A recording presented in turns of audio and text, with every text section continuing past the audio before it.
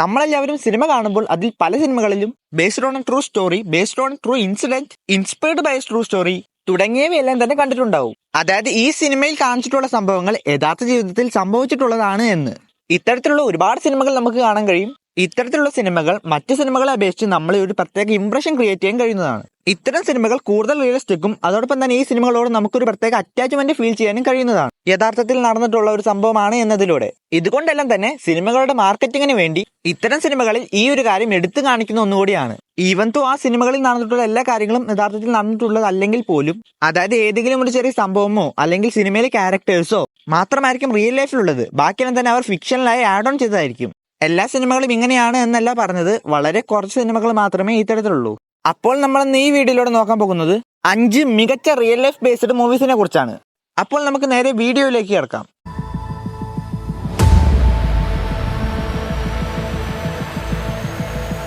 മികച്ച real life based മൂവീസിന്റെ ഈ ഒരു ലിസ്റ്റിൽ നമ്മൾ ആദ്യം നോക്കാൻ പോകുന്ന ചിത്രമാണ് 2006 പുറത്തിറങ്ങിയ pursuit of happiness. Will Smith പ്രധാന വേഷത്തിലെത്തിയ ഒരു ഇമോഷണൽ ഇൻസ്പയറിംഗ് ഡ്രാമയാണ് ഈ ചിത്രം. ക്രിസ് ഗാർട്ട്നർ എന്ന വ്യക്തിയുടെ യഥാർത്ഥ ജീവിതത്തെ ആസ്പദമാക്കി നിർമ്മിച്ച ഈ ചിത്രത്തിൽ അദ്ദേഹത്തിന്റെ ജീവിതത്തിൽ അദ്ദേഹത്തിന് നേടേണ്ടി വന്നിട്ടുള്ള പരാജയങ്ങളും അത് കഴിഞ്ഞിട്ടുണ്ടായിട്ടുള്ള വിജയങ്ങളും എല്ലാം വളരെയധികം ഇൻസ്പിറേഷൻ ആവുന്ന രീതിയിലാണ് ഈ ചിത്രം ഒരുക്കിയിട്ടുള്ളത്.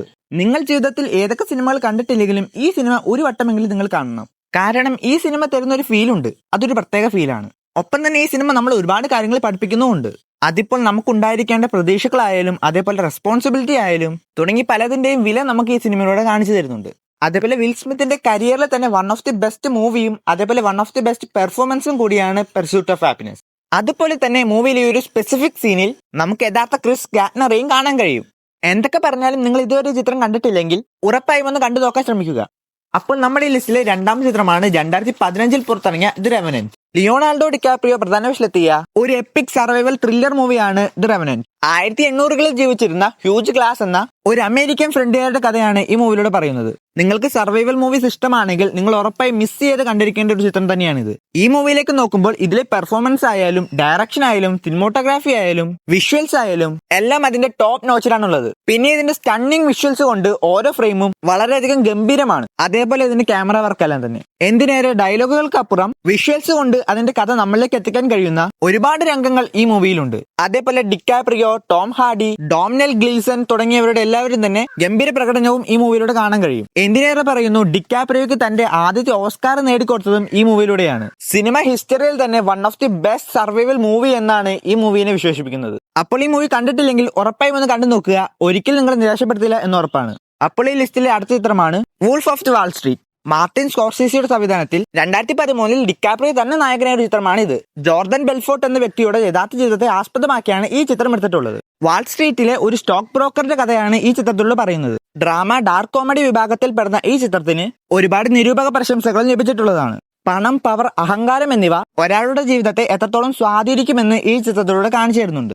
ഒപ്പം തന്നെ വാൾ സ്ട്രീറ്റിന്റെ ഹിസ്റ്ററിയിൽ തന്നെ ഏറ്റവും അവിശ്വസനീയമായ ഉയർച്ചയും അതോടൊപ്പം തന്നെ താഴ്ചയും സംഭവിച്ച വ്യക്തിയുടെ കഥ കൂടിയാണിത്. അപ്പോൾ എന്തായാലും ഒന്ന് കണ്ടിരിക്കേണ്ട ചിത്രം തന്നെയാണിത്. പിന്നെ ഇതൊരു R-rated മൂവിയാണ്, അതായത് 80+ മൂവിയാണ്. അപ്പോൾ ഈ മൂവി കാണുന്നതിന് മുമ്പ് അതൊക്കെ ഒന്ന് നോക്കിയ ശേഷം മാത്രം കാണാൻ ശ്രമിക്കുക. അപ്പോൾ നമ്മൾ നോക്കാൻ പോകുന്ന അടുത്ത ചിത്രമാണ് ഫോർഡ് വേഴ്സസ് ഫെറാറി. ഫോർഡും ഫെറാറിയും രണ്ട് കാർ കമ്പനികളാണെന്ന് എല്ലാവർക്കും അറിയാമായിരിക്കും.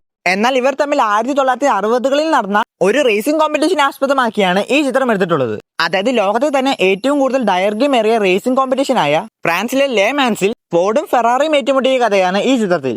24 മണിക്കൂർ ദൈർഘ്യമുള്ള റേസിംഗ് കോമ്പറ്റീഷനാണ് ലാ മാൻസ്. 2019 പുറത്തിറങ്ങിയ ഈ മൂവിയിൽ മാറ്റ് ഡേമനും ക്രിസ്ത്യൻ ബെയിലുമാണ് ചിത്രത്തിലെ പ്രധാന കഥാപാത്രങ്ങളെ അവതരിപ്പിച്ചിട്ടുള്ളത്.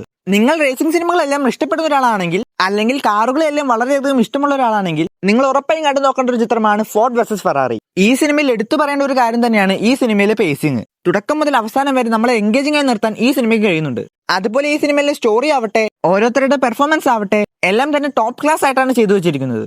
ഫോർഡ് കമ്പനിക്ക് അവരുടെ പ്രതാപം കുറയുന്നതായി തോന്നുകയും അത് നിലനിർത്തുന്നതിനു വേണ്ടിയും ഒപ്പം റേസിംഗിലേക്ക് കൂടുതൽ ശ്രദ്ധ കേന്ദ്രീകരിക്കുന്നതിനും വേണ്ടി ഇറ്റാലിയൻ കമ്പനിയായ ഫെറാറിയെ വാങ്ങാൻ അവർ തീരുമാനിക്കുകയും എന്നാൽ എൻസോ ഫെറാറി അത് നിരസിക്കുകയും ഒപ്പം ഹെൻറി ഫോർഡിനെ അപമാനിക്കുകയും ചെയ്യുകയാണ്. ഇതറിഞ്ഞ ഹെൻറി ഫോർഡ് ഫെറാറിയെ റേസിംഗിൽ തന്നെ തോൽപ്പിക്കണമെന്ന് പ്രതിജ്ഞ ചെയ്യുകയാണ്. പിന്നീട് നടക്കുന്ന റേസിംഗും എല്ലാം കൊണ്ട് തന്നെ വളരെയധികം എൻഗേജിംഗ് ആയ ഒരു ചിത്രം തന്നെയാണ് ഫോർഡ് വേഴ്സസ് ഫെറാറി. നമ്മൾ ഈ ലിസ്റ്റിൽ 5ാമതും അവസാനവുമായി നോക്കുന്ന ചിത്രമാണ് the Killers of the Flower Moon. 1920കളിൽ നടന്ന ഒരു യഥാർത്ഥ സംഭവത്തെ ബേസ് ചെയ്ത് മാർട്ടിൻ സ്കോർസിസി, ലിയോണാർഡോ ഡിക്കാപ്രിയോയും റോബർട്ട് ഡിനേറോ, ലില്ലി ഗ്ലാഡ്സ്റ്റോൺ തുടങ്ങിയവരെ പ്രധാന കഥാപാത്രങ്ങളാക്കി 2023 പുറത്തിറങ്ങിയ ചിത്രമാണ് Killers of the Flower Moon. അമേരിക്കയിലെ ഒക്ലഹോമയിലെ ഓസേജ് നാഷനിൽ ഓയിൽ അഥവാ എണ്ണ കണ്ടെത്തുകയും ഇതിന്റെ കണ്ടെത്തൽ കൊണ്ട് തന്നെ അവിടുത്തെ ആളുകൾ വളരെയധികം പണക്കാരായി മാറുന്നു. എന്നാൽ ഇവരുടെ ഈ സമ്പത്ത് ഇവരെ അത്യാഗ്രഹികളാക്കുകയും ഒപ്പം വയലൻസിലേക്ക് വഴിവെക്കുകയും ചെയ്യുന്നു. ഇങ്ങനെ 60ഓളം ആളുകൾ കൊല ചെയ്യപ്പെട്ട ഈ സംഭവത്തെ ബേസ് ചെയ്താണ് ഈ ചിത്രം ഒരുക്കിയിട്ടുള്ളത്. ഏകദേശം 3.5 മണിക്കൂറോളം ഈ ചിത്രത്തിന് ലെങ്ത് ഉണ്ടെങ്കിലും ആ സമയത്തിനുള്ളിൽ എന്താണ് നമ്മളിലേക്ക് എത്തിക്കാനുള്ളത് അത് എത്തിക്കാൻ ഇതിന്റെ ഡയറക്ടറായ മാർട്ടിൻ സ്കോർസിസിക്ക് കഴിഞ്ഞിട്ടുണ്ട്. പണത്തിന് വേണ്ടി മനുഷ്യൻ എത്ര ദൂരം വരെ പോകുമെന്ന് നമുക്ക് കാണിച്ചു തരുന്ന ഒരു ചിത്രം കൂടിയാണിത്. അപ്പോൾ ഇതോടുകൂടി നമ്മൾ ഈ വീഡിയോ ഇവിടെ അവസാനിപ്പിക്കുകയാണ്. ഈ വീഡിയോ നിങ്ങൾക്ക് ഇഷ്ടപ്പെട്ടാൽ ലൈക്ക് ചെയ്യുക. ഒപ്പം ഇതുപോലുള്ള കൂടുതൽ മൂവി റിലേറ്റഡ് വീഡിയോസിന് വേണ്ടി ചാനൽ സബ്സ്ക്രൈബ് ചെയ്യുക. അപ്പോൾ നമുക്ക് പുതിയൊരു വീഡിയോയുമായി വീണ്ടും കാണാം.